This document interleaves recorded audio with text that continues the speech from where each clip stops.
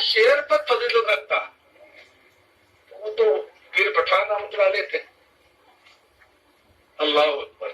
غوث زمان تھے, اپنے زمانے کے غوث تھے, کتب تھے قسم خدا. تو کہنے لگے میاں تم تو اس طرح پڑھتے ہو لیکن ہمارا اعتقاد کچھ اور ہے. کہا حضور کیا ہے؟ تو فرمائے جو دوسرا مصرع تم نے پڑھا ہے کہ بر شیراں, یہ ناچیز تو کہتا ہے کہ بر پیراں شرف دارت سکی بارگاہ جیلا, کی آنکھ کے دربار کا کتا پیروں پر فضیلت رکھتا ہے. اللہ, یہ ہے عاجزی اور انکساری, اور عاجزی اور انکساری سے اللہ سب کچھ عطا فرماتا ہے. انہوں اپنے زمانے کے قطب تھے, غوث تھے, لیکن بات کا یہ غوثیت کا یہ ادب ہے کہ ہمارا تو عقیدہ یہ ہے کہ غوث اعظم رضی اللہ تعالیٰ کا کتا ہم جیسے پیروں پر فوقیت اور فضیلت رکھتا ہے, تب یہ فضیلت ملتی ہے. تو میرے بھائیوں بہت مبارک بات کھلائی تھی آپ کہ آج اپنے لاڈلے احسان علی کی شادی کے موقع پر آپ نے اللہ اس کے رسول کی رضا کا کام کیا ہے. یقیناً جیسا کہ میرے آقا فرماتے ہیں کہ ایک حدیث میں تو میں نے پڑھا کہ جمعرات کے دن, ایک میں پڑھا کہ ہفتے میں 2 دن ماں باپ کے یہاں اولاد کے جو کرتوت ہیں, اعمال ہیں, وہ پیش کیے جاتے ہیں. یہ سوموار کی رات لگ چکی ہے. مجھے یقین ہے, میرا اعتقاد یہ کہتا ہے کہ ہماری بسم اللہ بھائی بھی خوش ہوتی ہوگی, ان کی روح بھی خوش ہوتی ہوگی, اس لیے کہ محدث علامہ محدث دہلوی رحمۃ اللہ علیہ فرماتے ہیں کہ روح را قرب و مکانی یکساں, روح را قرب و بعد مکانی یکساں, کہ روح کے لیے دوری اور نزدیکی ایک سامان ہے. یہاں تک کہ فرماتے ہیں حدیث کا مفہوم یہ ہے کہ اگر وہ جنت میں اعلیٰ علیین میں بھی روح ہوگی تب بھی اللہ تعالیٰ نے اس کو اتنی طاقت دی ہے. جس طریقے سے سورج چوتھے آسمان پر ہے لیکن اس کی شعاعیں زمین پر پڑتی ہیں, اسی طریقے سے چاہے وہ جنت کے اندر ٹہل رہی ہوں گی, اللہ تبارک و تعالیٰ نے مومن کی روح کو اتنی طاقت دی ہے کہ وہاں سے پرواز کر کے اس کا تعلق اس کے گھر سے, اس کے بیٹوں سے, اپنی قبر سے بھی ہوتا ہے. وہ آزاد ہوتی ہے اور وہ وہاں سے دیکھتی ہے اور خوش بھی ہوتی ہے. تو بڑے خوش نصیب ہیں یہ احسان جیسے بچے جو نہ قاری نہ حافظ نہ مولانا کچھ نہیں ہے, لیکن یہ ماں باپ کے وفادار ہیں, یہ قوم کے وفادار ہیں, یہ اپنے بڑوں کے وفادار ہیں. ان کا بھی یہ اعتقاد ہے, ان کا بھی یہ یقین ہے کہ جب میں رب کو راضی کرنے والا کام کروں گا تو رب میری خوشی میں اور مزید اضافہ فرماتے ہیں. اس لیے کہ رب فرماتا ہے لئن شکرتم لازیدنکم, ارے میرا شکر کر کے تو دیکھو میں تمہیں اور خوشیاں دوں گا. وَإِن كَفَرْتُمْ لَإِنَّ عَذَابِي لَشَدِيدٌ, اور ناشکری کرو گے, ناشکری کیا ہے؟ میں نے تو حدیث پڑھی ہے, اللہ کے نبی فرماتے ہیں کہ کل کی کل دنیا انسان کے برتنے کی چیز ہے, کوئی ایسی شے نہیں ہے کہ اللہ نے تمہارے اور ہمارے فائدے کے لیے نہیں بنائی. اور میں اکثر کہا کرتا ہوں کہ ایک حکیم تھے ارسطاطالوس, اتنے بڑے حکیم تھے کہ ان کے زمانے میں ایک ڈاکٹر, ایک حکیم آیا جس کے پاس میں ایسا نسخہ تھا کہ وہ کسی کے انڈے کی آنکھ میں ڈال دے تو انشارہ ہو جائے. کسی نے آ کر حکیم ارسطاطالوس سے کہا کہ حکیم صاحب آج تو غضب ہو گیا, کیا بات؟ کہا ایسا حکیم ہمارے شہر میں آیا ہے کہ جو اندھے کو انکھیارا کر دیتا ہے, ایسا نسخہ اس کے پاس. تو کہا پھر تو چلنا چاہیے, لیکن ان کا ادب دیکھو, آپ جا کر کے چیلنج نہیں کیا کہ بھئی یہ کون سا نسخہ ہے, کیا کرتے ہو تم, بلکہ اسی سب میں بیٹھ گئے جس سب میں سارے لوگ بیٹھے ہوئے تھے. کسی کی آنکھ آئی ہوئی تھی, کوئی اندھا تھا, کسی کی آنکھ ایک تھی, سارے لوگ بیٹھے تھے, وہ بھی ایک اسی مریضوں کی لائن میں بیٹھ گیا. اور وہ حکیم صاحب نسخہ بتاتے نہیں تھے بلکہ اپنے ہاتھ میں ایک شیشی تھی, ایک سلائی تھی, اور آنکھ میں وہ دوا کے اندر ڈالتا تھا, اور آنکھ میں جو لگاتا تھا اور فوراً واقعہ ہو جاتا تھا.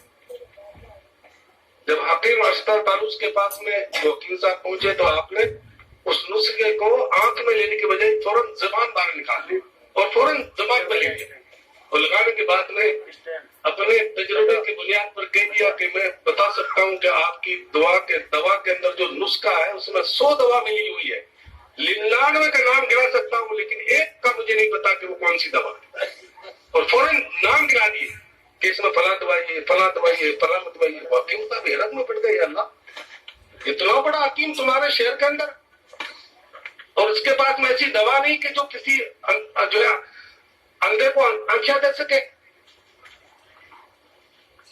और फिर वो अपना 100वां नुस्खा बताए बगैर नहीं दे सके। कहा जब 99 नाम बताते जा रहे हो तो मेरी गैरत को शर्म आती है कि मैं तुम्हें 100वां नुस्खा छुपाऊं, इतना बड़ी अपने जमाने का हकीम हो। तो कहा 100वां नुस्खा ये है कि जब आदमी के पेट में कीड़े पड़ जाते हैं कई बार, और वो लेटरिन के जरिए बाहर निकलते हैं, तो फरमाए वो एक कीड़ा भी इसके अंदर शामिल है।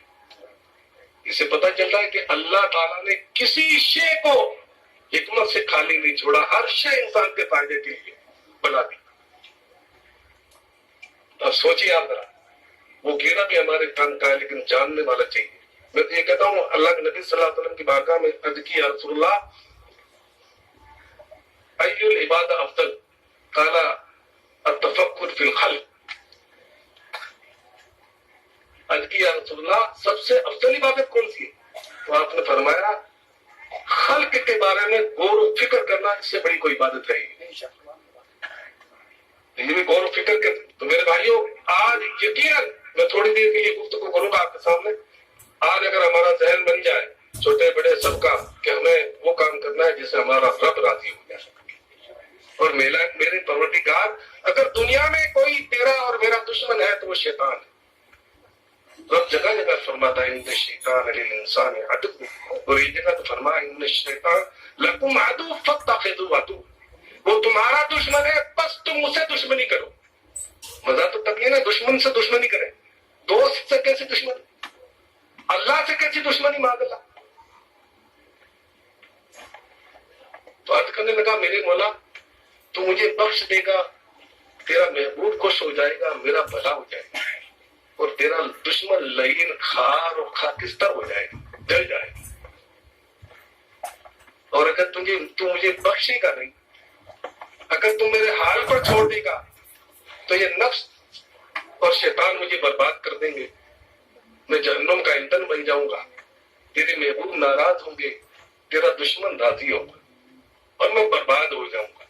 जब ये दुआ कर रहा था तो एक बुजुर्ग सुन रहे थे, कसम खुदा की उन्होंने सुना था, कहा ज्यादा बच्चे जन्मने वाले, इसलिए कि मैदान क़यामत में मैं कसरते उम्मत, जब मेरी उम्मत ज्यादा होगी तो अल्लाह तबारक व तआला के यहाँ मैं फख्र से कह सकूंगा कि मेरे मौला देख, तेरे महबूब की उम्मत सबसे ज्यादा है, इस पर मैं खुश होऊंगा। इसलिए तुम्हें चाहिए कि ऐसी औरतों से शादी करो, ऐसे खानदान में शादी करो जो सबसे ज्यादा बच्चे करने वाली। बहुत फजीलत आएंगे निकाह के ताल्लुक से। मेरे आका फरमाते हैं कि जिस निकाह के अंदर खुराफात ना हो, जिस निकाह के अंदर सुन्नत के मुताबिक सारे काम हो, उस निकाह के अंदर शिरकत करना 2 रकात नमाज नफल पढ़ने से बेहतर है। अब ये में समझ लें 2 रकात नमाज नफल, मेरे आका की हदीस है कि पूरी दुनिया एक तरफ, उसका मालो मता एक तरफ, और एक तरफ अगर रब अपने बारगाह में 2 रकात नमाज नफल कबूल कर ले तो वो ज्यादा दर्जा रखता है। पता चलता है कि आप अपने घर में अपने बच्चे की खुशी सुन्नत के मुताबिक निकाह क्या करते हैं, बल्कि पूरी कौम को सवाब के हकदार बना देते हो 2 रकात नमाज नफल का। और ये बारगाह रब में जब कबूल होता है तो दुनिया और माफिया की दौलत से बढ़ करके उसको उसका अजर और सवाब मिलता है। इसलिए जितने भी ये खुराफात हैं ये छोड़ने चाहिए, ये सोच करके सोचना चाहिए कि यार हम अल्लाह वो दौलत दे रहा है जिसका जिक्र उसके महबूब ने किया कि पूरी दुनिया का माल और मता एक तरफ, और एक तरफ एक औरत जिससे तुम निकाह करके अपने घर में ला रहे हो, वो अफजल नेमत है, वो अफजल दौलत है जो तुम्हें मैसर हो रही है। तो अफजल अच्छी जब कोई चीज हासिल करनी हो तो मुझे बताओ, नाच गाना करेंगे या वो काम करेंगे कि जिसे रब राजी। अरे आज हम देखते ना कि किसी का फ्लाइट हो, कोई अच्छी नौकरी में लग जाए, सरकारी नौकरी में, तो खुशियां मनाते हैं नहीं, मिठाई बांटते हैं, पीर साहब से कहते हैं कि जाकर के दुआ करो, अगर इंटरव्यू है पास हो जाए मेरा बेटा, उसकी नौकरी लग जाए तो हमारी जिंदगी का वाह वाह हो जाए। आखिर हमें हो क्या गया है? جب شادی کا موقع آتا ہے تو کہتے ہیں بار بار تھوڑی ہوتا ہے، بار بار تو نہیں ہوتی، لیکن مجھ سے کیوں کچھ کرتے ہو؟ کہ تمہارا دشمن رب کا دشمن، تیری نبی کا دشمن، اس کو راضی کیوں کرتے ہو؟ کام وہ کرو جسے تم راضی، تمہارا خاندان راضی، تمہارے نبی راضی، تمہارا رب راضی۔ اس لیے امام عشق محبت کہتے ہیں کام وہ لے لیجئے جو تم کو راضی کرے، ٹھیک ہو نام رضا تم پہ کر لو۔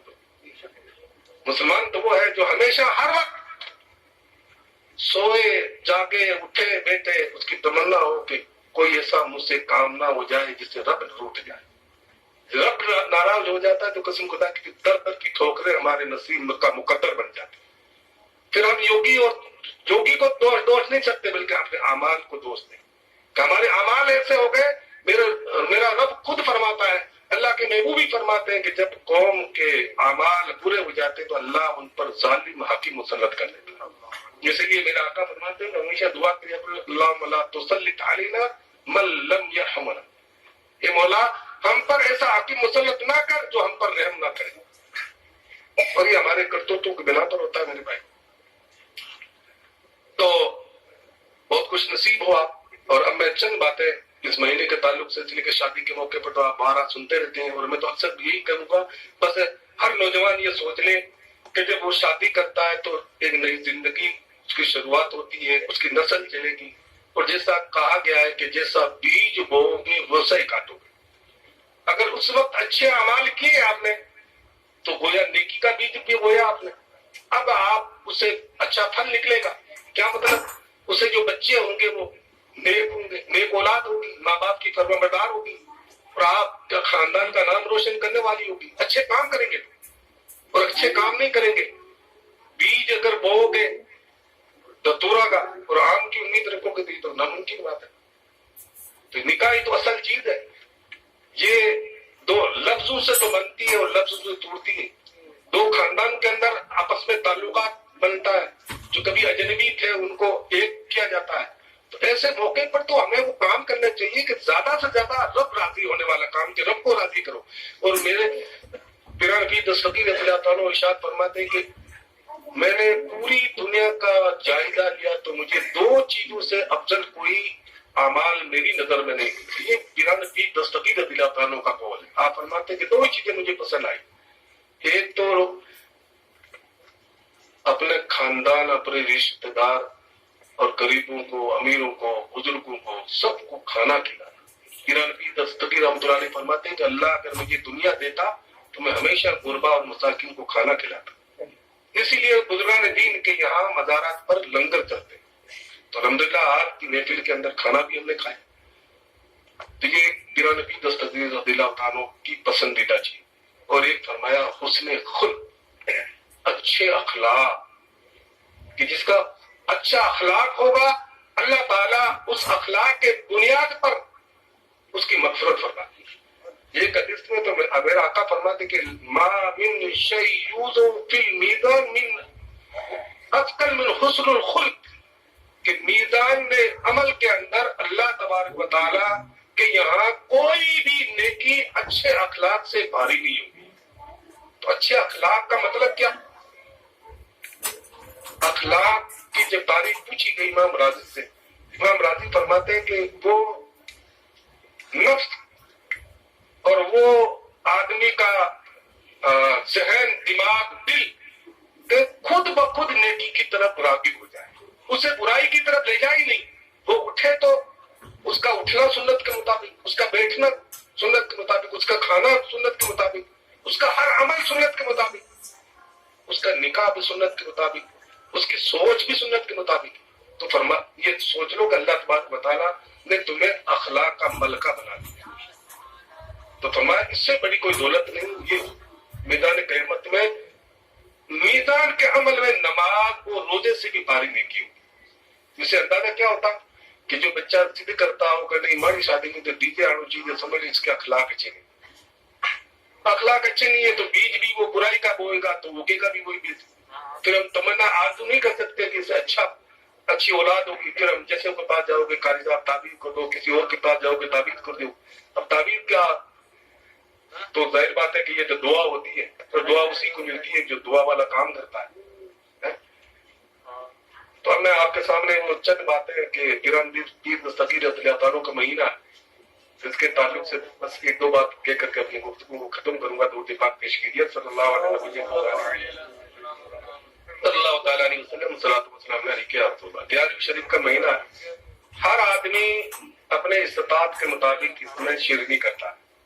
تو چند باتیں میں اسلامی مابینوں سے بھی کہوں گا کہ تو اس کو سوامنی کا نام مت دو، اسلام میں اس کا کوئی تصور نہیں، یہ ہمارے دوسرے مذہب کے لوگوں کی باتیں، اس لیے ہمیں ہمیشہ شیرنی، نیاز، یہ چیزوں سے پکارنا چاہیے۔ سوامنی کا کوئی ذکر نہیں، یہ سب سمجھ چھوڑنا چاہیے۔ دوسری یہ کہ ہم ہمیشہ شیرنی تو کرتے ہیں، لیکن کبھی پیران پیر دستگیر رضی اللہ تعالیٰ کے فرمان کے مطابق کبھی نماز گوسی آپ نے پڑھی؟ اتنے بھائی بیٹے ہیں، بتاؤ کوئی بھی حال کرے، کسی نے پڑھی؟ پھر کیا، کچھ نہیں۔ امام عشق و محبت تو کہتے ہیں بارگاہ رسالت، یہ نماز کے تعلق سے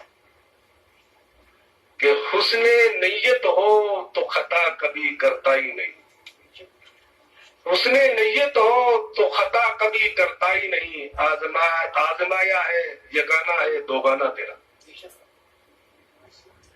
آپ ارشاد ہوتے ہوا کیا مرتبہ ہے ہوش بالا تیرا، اونچے اونچوں کے سروں سے ہے قدم اعلیٰ تیرا۔ اسی کے اندر یہ شعر ہے کہ حسن نیت ہو تو خطا کبھی کرتا ہی نہیں، آزمایا ہے یگانا ہے دوگانا تیرا۔ آپ فرماتے ہیں میں نے قسم خدا کہ آزمائش کر کے دیکھی کہ نماز گوسے جو پڑھتا ہے اس کی کوئی ایسی تمنا نہیں جو پوری نہیں ہوتی۔ شیرنی کے بارے میں یہ نہیں کہا، لیکن آج بڑے افسوس کے ساتھ کہنا پڑتا ہے کہ کوئی اس کی طرف توجہ دیتا ہی نہیں۔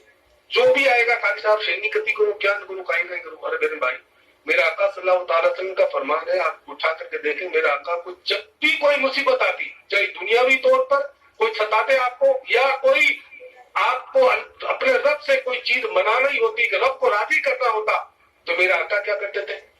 فوراً اللہ اکبر کہہ کر کے نماز کے لیے کھڑے ہو جاتے اور فوراً اللہ تعالیٰ اپنے محبوب کی ہر تمنا کو پوری فرما دیتے۔ تو نماز غوثیہ بھی گران پیر دستگیر رضی اللہ تعالیٰ تو ہر چھوٹے بڑے جاہل پڑھے لکھے سب کی پیر ہے۔ آپ بھی جانتے تھے کہ اگر کسی اور صورت کا ذکر کروں تو پتہ نہیں یاد ہو کہ نہ ہو، تو لولا شریف بتا جو ہے میری مریدوں کو تاکہ یہ تو پڑھ ہی لیں گے۔ تو آپ کو بتاؤں میں آپ کو نماز مغرب کے بعد میں یہ دور کا نماز پڑھنی، خاص کر کے 11ویں شریف کی رات میں ضرور آپ پڑھیں۔ اور امام عشق و محبت کا کوئی عمل قسم خدا کی حدیث اور قرآن کے خلاف نہیں ہے، بتا دوں آپ۔ تو آپ کا یہ دعویٰ ہے کہ آزمایا ہے، کہ میں نے آزمائش کر کے دیکھی ہے کہ جگانا ہے دوگانا تیرا، کہ تیرے نام کے یہ 2 رکعت نماز و نفل پڑھی جاتی ہے رب کی بارگاہ میں، اس کے مقابلے میں کوئی دعا ہے ہی نہیں۔ تو 2 رکعت نماز آپ کو پڑھنی ہے مغرب کی سنت اور نوافل پڑھنے کے بعد میں۔ پڑھنا کیا ہے؟ نیت کہ میں نے 2 رکعت نماز غوثیہ واسطہ اللہ تعالیٰ کی، وہ میرے طرف کعبہ شریف ہے، اور وقت آپ کو ابابین بول سکتے ہیں، نماز مغرب کا بول سکتے ہیں، اللہ اکبر۔ اس کے بعد میں ثنا پڑھنی ہے، پھر الحمدللہ شریف، پھر 11 مرتبہ قل اللہ شریف پڑھنا ہے۔ کتنی بار؟ 11 مرتبہ۔ میری ماں بہنوں بھی سنیں، 11 مرتبہ قل اللہ شریف پڑھیں، نماز ختم۔ اور جس طریقے سے باقی نمازیں پڑھی جاتی ہیں، سبحان ربی العظیم، سبحان ربی الاعلیٰ، تحیات، روشی، دعائے معصورہ وغیرہ پڑھ کر کے سلام کرنے کے بعد میں آپ کو کیا کرنا ہے؟ آپ کو 11 مرتبہ درود پڑھنا ہے، اور چھوٹا درود صلی اللہ تعالیٰ علیہ وسلم، یہ بھی درود ہے جیسا جو آئے خلوص کے ساتھ میں پڑھنا ہے، اور 11 مرتبہ، اور پھر 11 مرتبہ بارگاہ رسالت میں عرض کرنا ہے، یا رسول اللہ اغثنی امددنی، یا اپنے مارواڑی زبان کے سمجھ، آقا میری فریاد سنیے، میری مدد فرمائیے، آقا میری فریاد سنیے، میری مدد فرمائیے، میری حاجت پوری کیجیے۔ یہ آپ کو 11 مرتبہ کہنا ہے۔ پھر آپ کو 11 قدم، چھوٹے چھوٹے قدم اس طرف چلنا ہے، بغداد کی شرف، بغداد شریف اس طرف ہے، ہمارے اتر سائڈ میں آپ کو چھوٹے چھوٹے قدم 11 چلنا ہے۔ ہر قدم پر غوث اعظم کی مدد چاہیے، یا غوث اغثنی، یا غوث اغثنی، یا غوث المدد۔ اور پھر اللہ کی بارگاہ میں پیران پیر دستگیر رضی اللہ تعالیٰ کو وسیلہ بنا کر میری مولا تیری بارگاہ میں دور اور میرے غوث اعظم رضی اللہ عنہ کے صدقے میں قبول فرما لے، اور پھر اپنی حاجت کو وہاں بیان کریں اپنے زبان سے. کوئی دنیا کی کوئی عقبہ کی ایسی حاجت نہیں ہوگی جو جائز ہو اور اللہ کی بارگاہ میں قبول نہ ہو. انشاءاللہ ضرور قبول. یہ 2 رکعت نماز آپ پڑھیں گے تو یقین مانیے انشاءاللہ، اور میرا بھی یہ معمول رہا ہے، میں الحمدللہ پڑھتا ہوں، اور میں آپ یقین مانیے جب آپ دل سے یہ پڑھیں گے تو آپ کی کوئی ایسی جائز مراد نہیں ہوگی جو پوری نہیں ہوگی. یہ آزمایا ہوا کام ہے.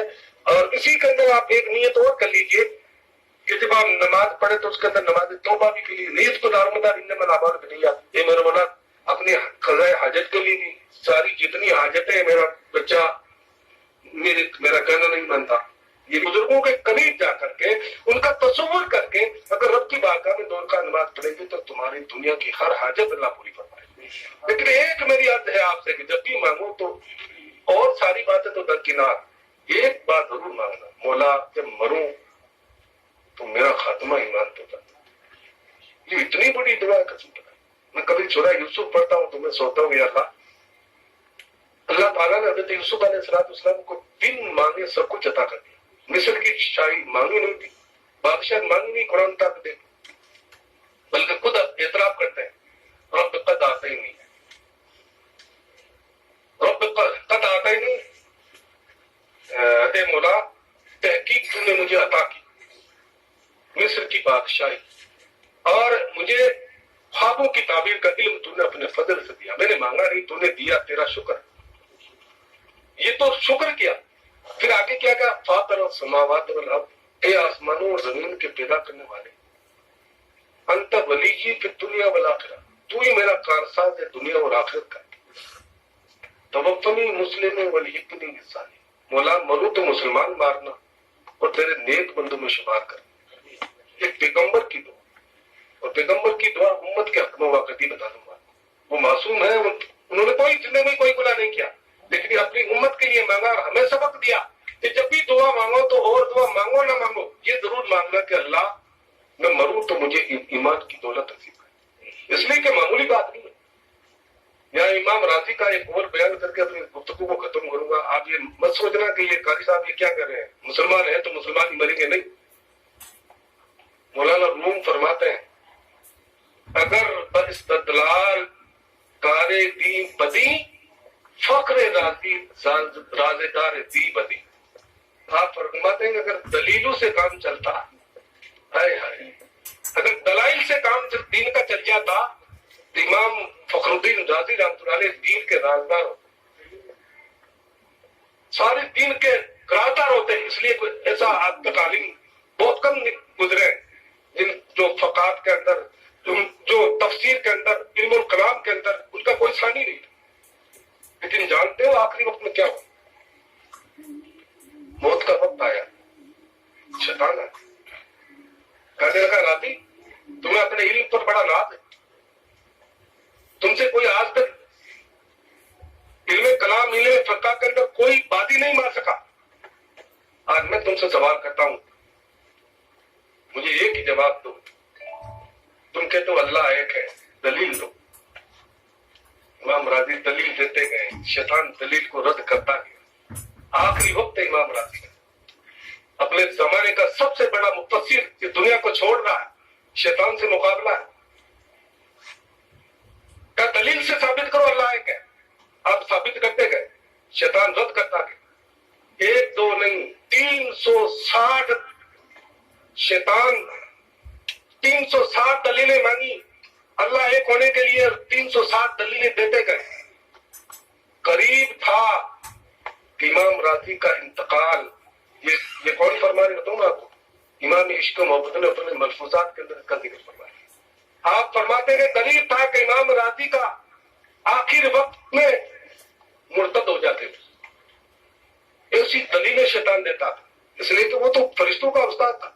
کہا تم اپنے علم پر بڑا ناز ہے، تو ثابت کرو کہ اللہ ایک ہے. ہر دلیل دیتے رہو، ٹھکراتا گیا. 360 سوال کیے اور دلیل سے ثابت کرتا رہے امام راضی، اور وہ شیطان ٹھکراتا رہا. آخر وقت کے اندر حلق کے اندر جان آ گئی. وہ سوال پر سوال کر رہا ہے کہ آپ کی پیر مرشد نجم الدین کبریٰ علیہ رحمۃ بہت دور سے، اس لیے کہتے ہیں کہ اپنا ہاتھ کسی مرشد کے ہاتھ میں ضرور دیا کرو، وہ تمہاری مدد مرتے وقت بھی کریں گے۔ وہ کہیں دور تھے، ارشاد فرمانے لگے امام راضی کیوں نہیں کہتے تھے کہ میں نے بلا دلیل اللہ کو ایک مانا۔ پتہ چلا دلیل سے اللہ کو ایک کرنا، ثابت کرنا، یہ بھی ہمارے بس کی بات نہیں ہے۔ شیطان امام راضی کے قول کو رد کرتا گیا، ہماری آپ کی اوقات کیا؟ اس لیے مولانا روم فرماتے ہیں کہ اگر باستدلال کارے دی بدی فخردون راضی رازدار دی بدی، اگر دلیلوں سے کام چلتا تو دین کے رازدار فقط امام راضی ہوتے، لیکن دلیلوں سے کام نہیں چلتا بلکہ عشق اور محبت اور اپنے آپ کو کسی پیر مرشد کے کامل کے ہاتھ دینے سے کام چلتا ہے۔ وہ اگر رہنمائی کرتے تو بات الگ۔ اس لیے امام غزالی رحمۃ اللہ علیہ فرماتے ہیں کہ ہماری جڑیں تو پتھر پر ہے۔ اللہ آپ فرماتے کہ ایک عام آدمی جو دنیا میں جیتا ہے یہ مت خیال کرنا، تصور کرنا کہ مسلمان کے گھر میں جنمے تو ایمان پر خاتمہ ہوگا۔ آپ فرماتے نہیں، اگر ایمان پر مرنا چاہتے ہو تو نماز اور روزہ اور رات میں رو کر کے اشک باری کرو اور اپنے ایمان کی جڑوں کو خدا کے خوف سے رونے والے پانی سے اس کو سینچا کرو، ورنہ وہ جڑیں پتھر پر ہے۔ جب شیطان اس وقت جب تمہارا آخری وقت ہوتا ہے، ایک ہاتھ میں پانی لیے ہوتا ہے، تمہیں پیاس لگی ہوتی ہے، روک کہتا ہے کہ تم مجھے خدا کہتے یہ لے پانی بھی پلاتا ہوں، وہ تم سے تو نہیں مان سکتا، وہ شیطان کو دیکھتا ہے، شیطان اسے ورگلاتا ہے۔ اور امام غزالی فرماتے ہیں کہ بہت ممکن ہے کہ بہت سے جوہلا، بہت سے کم پڑھ لکھے جو بہت سے عمل نہیں کرتے، جو نماز روزے کے پابند نہیں، ان کا خاتمہ ایمان پر نہیں ہوتا بلکہ مرتد ہو کر کے مرتے۔ اس لیے آپ فرماتے ہیں کہ اگر ایمان پر مرنا چاہتے ہو تو اپنے ایمان کی جڑوں کو اللہ کے خوف سے رو کر کے سینچا کرو، پانی دیا کرو، رات میں اٹھو، نماز پڑھو، رب کی بارگاہ میں گر گڑاؤ، یہ تمہاری آنکھوں کا اشک، یہ تمہارے ایمان کی جڑوں کو پانی دیتا، ورنہ تمہاری جڑیں پتھر پر ہے۔ کبھی بھی ایمان ڈگمگا جاتا ہے، جب پیاس آدمی کو لگتی ہے تو آج بھی دیکھ لو، فوراً کہ جا خیر میں تو ایک سائن ہے، ایک یہ بھگوان ہے مالک، تو کیوں نہیں آتا؟ یہ ایمان کی علامت نہیں ہے، ایمان ایمان ہے۔ تو کہنے کا مطلب یہ کہ ہمارے اس لیے بزرگوں کا قول تو یہ ہے کہ جاہل آدمی کو ہر ہفتے میں نکاح پڑھنی چاہیے۔ پتہ نہیں کتنے الفاظ ایسے کہہ دیتا ہے جسے کفر اس سے ہو جاتا ہے۔ یہ ایسی باتیں ہیں کہ آپ علماء کرام کی صحبت میں رہا کرو، زبان تول کر کے نکالا کرو، بولو تو اس سے پہلے تولا کرو میں کیا بول رہا ہوں۔ یہ وہ باتیں ہیں کہ پتہ نہیں ہمارا ایمان پر خاتمہ ہوگا۔ یہ وہ زمانہ ہے، میرا آقا فرماتے ہیں کہ آدمی نکاح کرے گا لیکن نکاح کے بعد بھی اپنی عورت کے ساتھ میں وہ زنا خوری کرے گا، اس لیے کہ اس کا ایمان سلامت ہے، وہ بات بات پر کفر کرتا ہے، اس کا نکاح ٹوٹ جاتا ہے۔ اس لیے ہمیشہ توبہ کیا کرو، کوئی زبان سے بات ایسی مت نکالو جس سے تمہارا ایمان چلا جائے۔ اس لیے ان بزرگوں سے، ان علماء کی صحبت میں رہا کریں۔ یہ کوئی علماء ہے جو تمہارے ہمدرد ہیں، جو تمہارے رہنما ہیں، ان سے پوچھ کر کے دین کا، دنیا کا کام کیا کریں۔ یہ بہت بڑی دولت ہے کہ اللہ تعالیٰ ہمیں موت مرنے کے وقت ایمان نصیب کرتے ہیں۔ ایمان جب ہوگا تو پیران کی دستگیر ہمارے کام آئے، میرے آقا ہمارے کام آئے۔ اگر بے ایمان کی موت مرے تو کہیں ٹھکانا نہیں، کوئی کسی کا پرسان حال نہیں ہے، بلکہ ایمان ہونا ضروری ہے۔ ایمان کے بعد میں میرے آقا فرماتے ہیں کہ شفاعتی لآل الکبائر من امتی، میرے امت کے بڑے بڑے گنہگاروں کے لیے میری شفاعت ہے، لیکن ضروری ہے کہ وہ میرا امتی ہو، اور امتی ہونے کے لیے یہ ضروری ہے کہ وہ شریعت کا ہر کام شریعت پر خود اپنی عقل سے نہیں کرے بلکہ علماء سے پوچھ کر کے کرے۔ میں تو یہ کہوں گا یہ علماء آپ کے محافظ ہیں، جو بھی کوئی کام کرو دنیا کا، دین کا، ان سے رائے لے کر کرو، انشاءاللہ تمہارا بیڑا یہاں بھی پار ہو، آخرت میں بھی پار ہو۔ یہ علماء وارث انبیاء ہیں، انبیاء کرام کے وارث، یہ جو کچھ بتائیں گے آپ کے حق کے لیے، آپ کی اچھائی کے لیے بتائیں گے۔ اس لیے میرے بھائیوں، جو کام کرو پہلے سوچ سمجھ کیا کرو، اور اللہ اس کے رسول کی رضا کے لیے کام کرو گے تو انشاءاللہ اللہ اس کے رسول راضی ہوں گے۔ اس لیے میں آپ سے گزارش کروں گا کہ یہ دور کا نماز نفل ضرور پڑھے۔ پیران پیر دستگیر اللہ عنہ سے یہ منقول ہے، اور آپ فرماتے ہیں کہ یہ دور کا نماز مجربات میں سے ہے، آپ کی دعا ہو قبول ہو کہ نہ ہو اور جگہ، لیکن یہاں دعا کو ضرور قبول ہوگی۔ اس لیے کہ کچھ خاص مقامات ہوتے ہیں، کچھ خاص ایسی دعائیں ہوتی ہیں، کچھ خاص ایسے نوافل ہوا کرتے ہیں جن کو اللہ تبارک و تعالیٰ اپنے فضل سے بزرگوں کے صدقے میں ضرور اپنی بارگاہ میں قبول کرتا ہے۔ اس لیے امام عشق و محبت کہتے ہیں کام وہ لے لیجئے جو تم کو راضی کرے، ٹھیک ہو نام رضا تم پہ کروڑوں دو، اللہ تبارک و تعالیٰ کی بارگاہ میں دعا ہے کہ خالق قدوس کل جو شادی ہونے والی ہے ہمارے بھائی احسان کی، اللہ تعالیٰ ہر گھر میں ایسا احسان جیسا بچہ پیدا کرے جو اپنے ماں باپ کے سامنے یہ ضد نہ کرے کہ میں تو ڈی جے آئے گی تبھی دلہا بنوں گا، بلکہ یہ کہے کہ میں تو دلہا اس وقت بنوں گا جب اللہ اس کے رسول کی رضا والے کام کروں گی۔ ماں باپ سے کہے کہ میں ایسا نہیں کروں گا، بلکہ میں تو اللہ اس کے رسول یا ہمارے بزرگوں سے ہمارے علماء سے پوچھ لو، جو کام وہ کہیں گے ویسا ہی میں کروں گا۔ انشاءاللہ اس سے بچے پیدا ہوں گے ہمارے خاندان کے اندر تو قوم کا بھی نام روشن ہوگا، سماج کا بھی نام روشن ہوگا۔ اب میں آپ کو بتا دوں کہ اسلام میں کوئی نوست نہیں ہے، لیکن 3 باتوں میں نوست بتائیے۔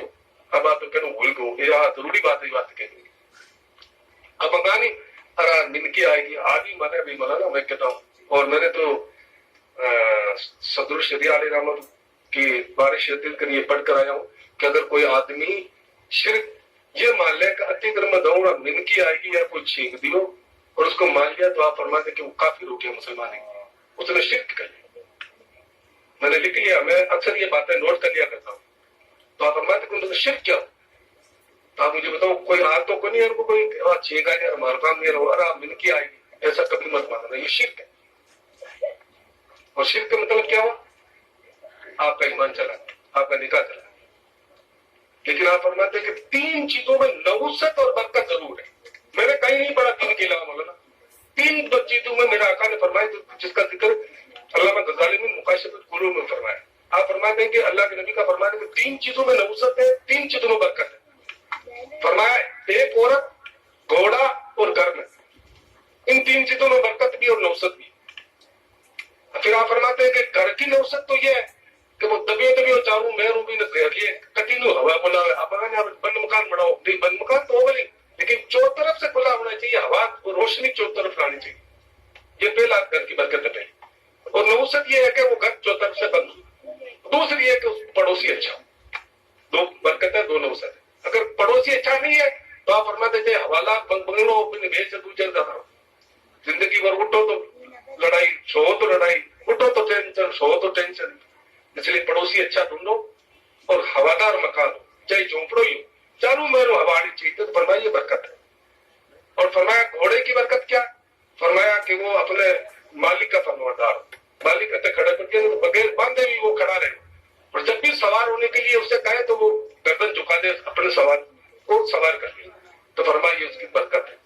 اور گھڑوں ہی چوکا ہے، گھڑے چانکا آنکا سب کچھ ہے، لیکن نہ تو وہ فرمانبرداری کرے اور نہ اپنے اوپر سوار ہونے دے، تو فرمایا فوراً بیچ دو اسے۔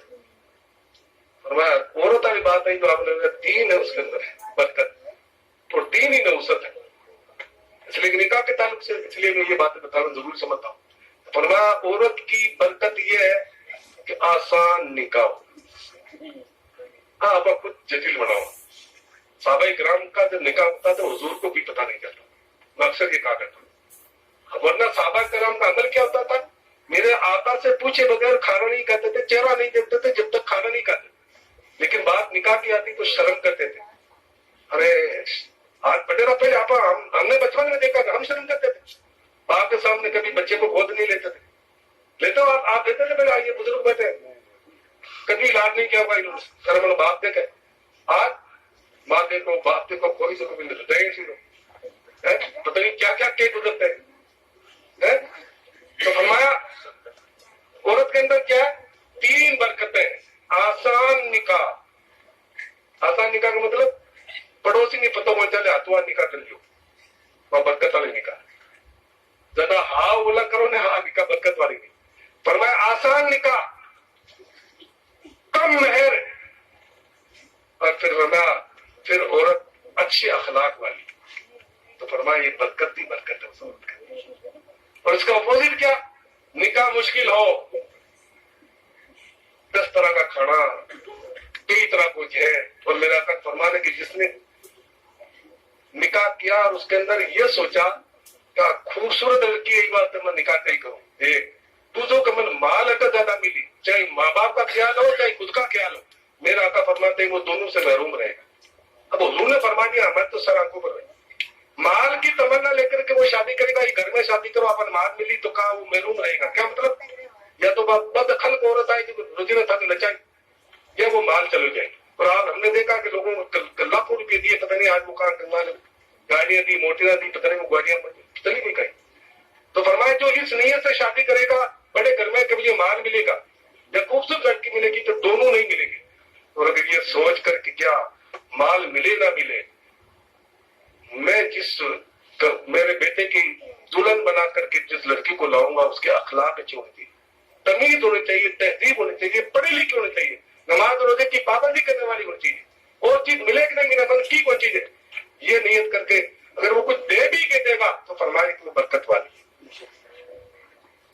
اور دوسری یہ تینوں میں نے بتا دی کہ آسان نکاح مہر کم ہو اور اس نے اخلاق کی بلکا ہو, اور مشکل نکاح ہو, کیا مطلب اتا جوڑا یا وہ فرن مارے کون مٹائی دی کون جوڑا تو کہیں گھر لے رہا ہو یار.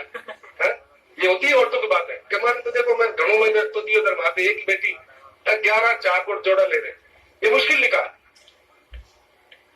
تو فرمایا جس کی مشکل نکاح ہو, جس کا مہر زیادہ ہو. آپ کہیں گے میرے فاطمہ وہ تو آقا کے شہزادی تھے, ہم آقا کے برابر تھوڑی ہو سکتے ہیں, اس لیے ہماری حیثیت کے مطابق مہر ہونا چاہیے. کم مہر, آسان نکاح, اس حسن خلق کی اگر ملکہ ہو تو وارث. اس لیے میرا آقا نے فرمایا کہ تین چیزوں میں برکت, تین چیزوں میں نہیں نقصان. تو ہمیں وہ کام کرنا چاہیے جس میں برکت. اس لیے آقا کے غلام جب نکاح کرتے تھے تو آقا کو بھی پتہ نہیں ہوتا تھا, شرم کرتے تھے. لیکن جب صبح ہوتی نماز میں آتے وہ صحابہ تو میرا آقا خوشبو سے پہچان لیتے. اس لیے کہ میرا آقا فرماتے ہیں دنیا کی تین ہی چیزیں مجھے پسند ہیں, ایک خوشبو, دوسرے عورت, اور جو قرۃ عین فی الصلاۃ, اور میری آنکھوں کی ٹھنڈک اللہ نے نماز میں بڑھائی. یہ تین چیزیں پسند ہیں مجھے دنیا کی, تمہاری دنیا سے, خوشبو, عورت اور نماز. تو جب وہ فجر میں آتا نماز کے لیے تو میرا آقا سلام پھیرتے اور ارشاد فرماتے عبد الرحمان خوشبو آ رہی ہے گہری. اس لیے کہ عورت جو ہے نا گہری خوشبو لگائیں گے بجا فٹ ہے, آدمی ہلکی خوشبو لگا ہے. حضرت عبد الرحمان کو کہا عبد الرحمان لگتا ہے نکاح کر لی. کہا یا رسول اللہ, نیچے گردن جھکا لی شرم سے. تھا آقا رات میں نکاح کر لی. اب مجھے بتاؤ کیا آقا کے غلام تو نکاح کرتے تھے, حضور کو خبر نہیں, پتہ نہیں کرتے تھے, اور آقا کے سعودی کمائی تھی کہ وہ آیا ملے تو وہی کون صاحب, اب کوئی وہ آئی جب نکاح پڑی, چاہے تاکہ بیٹی نے ایک نہیں پڑھنا ہو گئی, ماں کا بھی میں نے نکاح بنوا. یہ کیا ہے؟ ہمارے اسلام دیتا نہیں, حضور نے دیتا نہیں. میرے صحابہ کرام جن کو چہرہ دیتے نہیں تھے تو 3 دن کھانا نہیں کھاتے تھے, لیکن نکاح کا معاملہ ہوتا تو شرم کرتے تھے. آقا کو کیسے بتائیں؟ تو میرا آقا نے کیا فرمایا, آؤ علم ولو بشار.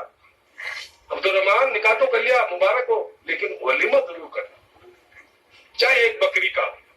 اور امام غزالی تو فرماتے ہیں, میں نے کیمیا سادہ آج پڑھا تو مولانا, تو آپ فرماتے ہیں کہ سنت موقدہ ہے حقیقت یہ ولیمہ کا. اب آپ کہیں گے صاحب پتہ میں ایک اور روڈوں کے بند کا لیا صاحب, قاری صاحب حقیقت تو 7ویں دن ہوا بھائی, اور نکاح کے بعد حقیقت کٹو آئے بتا دیں. حقیقت کو یہاں شامل مت کرو, یہ تو 7ویں دن ہے. بچے کا نام رکھو اور حقیقت رکھو, بن تولو منابع سب کام کرو, 7ویں دن بھی کو نام رکھ حقیقت کرو. اب آپ آئے کوئی بیچارو ولیمہ کرتے ہوئے تو بنا 8 کے 2 سال کو جائے نہ رشوت 20-25 ہزار 25,000 ہو گیا نہیں. میرا آقا نے ایک پیالہ دودھ کا بھی پیش کر کے اپنے جو چاہنے والوں کو پلا کر کے ولیمہ کیا. اس لیے امت کو مٹھائی ہو, چاہے گوشت ہو, چاہے کچھ بھی ہو, ولیمہ اپنے صرف لڑکی کے گھر والوں کو بلا لو, اپنے بھائیوں کو بلا لو, 2 کلو گوشت منگا لو, ولیمہ کر لو. یہ لیکن ان کو سنت سمجھ کر کے میرا آقا کی سنت موقدہ, اس لیے سنت موقدہ کو کبھی چھوڑو مت, اس میں برکت ہی برکت. میرا آقا تاکید فرماتے تھے کہ شادی کر لی مبارک ہو, کوئی بات نہیں, ہمیں کتنا نہیں دی تو آپ کو اللہ مبارک کرے, لیکن ولیمہ ضرور کرنا. اور ولیمہ کی دعوت وہ دعوت ہے کہ میرا آقا فرماتے ہیں جس میں شرکت کرنا لازمی ہے. جو 5 حق ہے نا مسلمان پر, کہ سلام کرے تو جواب دے, بیمار ہو تو تیمارداری کرے, وہ دعوت دے تو اس کی دعوت کو قبول کرے, تو یہ وہی دعوت ہے جو سنت دعوت ہے. شادیاں نہیں نکاح میں جاؤ مت جاؤ, یہ کوئی ضروری نہیں. ولیمہ کی اگر کوئی دعوت ہے تو اس میں ضرور شرکت کرو, یہ میرا آقا کی سنت. اور فرمایا بیمار ہو تو اس کے تیمارداری کرو, مر جائے تو اس کے جنازے دو. یہ 5 حق. اللہ تعالیٰ ہمیں آپس میں اپنے حقوق کو ادا کرنے کی توفیق عطا فرمائے. استغفر اللہ من کل ذنب والی. میرا آقا فرماتے ہیں کہ ایماندار ہو کر کے مرو, ایمان والا جنت میں جائے گا, اور جب تک ایمان مکمل نہیں ہوگا جب تک تم آپس میں محبت نہیں کرو گے.